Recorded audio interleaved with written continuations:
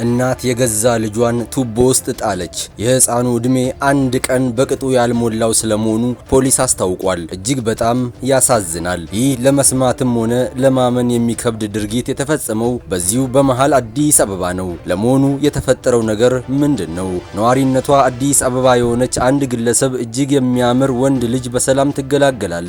ህፃኑ ያላሳሳተች እናት በወለደችበት ቀን ውላ ሳታድር ፈጽሞ የማይጠበቅ ውሳኔ ላይ ደረሰች። ለአብራኳ ክፋይ ቅንጣት ሳትራራ የእናትነት ስብናዋን አሽቀንጥራ በመጣል በጭካኔ በወለደችው ልጅ ላይ ፈረደች። በአካባቢዋ በሚገኝ ጥልቅ የውሃ ቱቦ ውስጥ ወስዳ ጣለችው። ክስተቱ የከተማውን ነዋሪዎችና ፖሊስን ክፉኛ ያስደነገጠና ግራ ያጋባ ነበር። ህፃኑን ከጥልቅ ቱቦ ውስጥ ለማውጣትም እስካቫተር የግድ ያስፈልግ ነበር። ለመሆኑ በዚህ መልኩ የተጣለው ህፃን የማን ልጅ ነው? ለምንስ ተጣለ? እነዚህን ውስብስብ ጥያቄዎችን በመመለስ ህፃኑን የጣለውን አካል በፍትህ አደባባይ ማቆም ቀጣይ የፖሊስ የቤት ስራ ሆነ።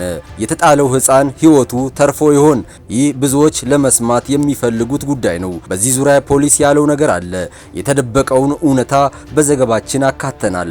አጠቃላይ ስለተፈጠረው ክስተትና ልጇን ስለጣለችው ግለሰብ ጉዳይ ሙሉ መረጃውን የምናደርሳችሁ ይሆናል። አብራችሁን ቆዩ። ተከሳሽ ሳራ ሙገሌ የተባለችው ግለሰብ ልጇን በሰላም ከወለደች በኋላ ከውሃ መውረጃ ቱቦ ላይ የጣለችው በጉለሌ ክፍለ ከተማ ወረዳ 5 አስኮ ኪዳነ ምሕረት በመባል ከሚጠራው አካባቢ ነው። የክፍለ ከተማው ፖሊስ መምሪያ የሴቶችና ህፃናት ማስተባበሪያ ኃላፊ ዋና ሳጅን መሰል ሀብቱ እንደተናገሩት በወቅቱ ተከሳሽ ልጇን በፌስታል ጠቅልላ ስትጥለው ህፃኑ በማልቀሱ ድምጽ የሰሙ የአካባቢው ነዋሪዎች ለፖሊስ ጥቆማ ይሰጣሉ። ፖሊስም በቦታው ላይ ደርሶ ልጁን ከወደቀበት በማንሳት በአካባቢው ወደሚገኝ ጤና ጣቢያ ወስዶ የጤንነት ሁኔታውን እንዲመረመር ያደርጋል። ተከሳሿም ተይዛ ለምን እንደጣለችው ስትጠየቅ የማሳድግበት ገንዘብ ስለሌለኝ ነው ያለች ሲሆን ፖሊስ የአይን ምስክሮችን ቃል በመቀበል ክስ ተመስርቶ ውሳኔ እንድታገኝ መደረጉን ገልጸዋል። ተጠርጣሪዋ ሳራ የተባለችው በጥቁር ፌስታል ጠቅላ ውሃ መወርድበት ቱቦ ላይ ነው የጣለችው። ከተጠርጣሪ እንደሰማ ነው ወላጅ አባቱ አላቆም፣ ነገር ግን እኔ ራሴ ማሳደግ አልፈልግም፣ ለዛ ነው የጣልኩት፣ አስበበት ነው የሚል አተሳሰብ ነው። ልጅቷ ጥላ ስትሄድ ወዲያው ነው የተያዘችው። ከህፃኑ ወደ መለከተው ክበበ ፀሐይ አስገብተነዋል። እሷ ተይዛ እኛ ክፍላችን መጣች።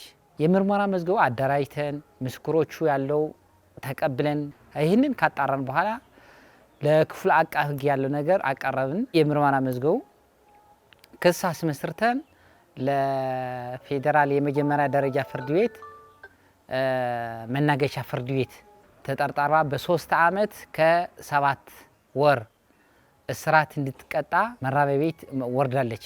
ህፃናትን ወልዶ መጣል በወንጀል የሚያስጠይቅ ተግባር በመሆኑ ጽንስ ከመፈጠሩ በፊት ተገቢውን ጥንቃቄ ማድረግ ይገባል ያሉት ኃላፊው ከተወለደ በኋላም ህጋዊ አካሄዱን በጠበቀ መልኩ ኃላፊነት ወስደው ማሳደግ ለሚችሉ አካላት መስጠት ይገባል በማለት መልእክታቸውን አስተላልፈዋል።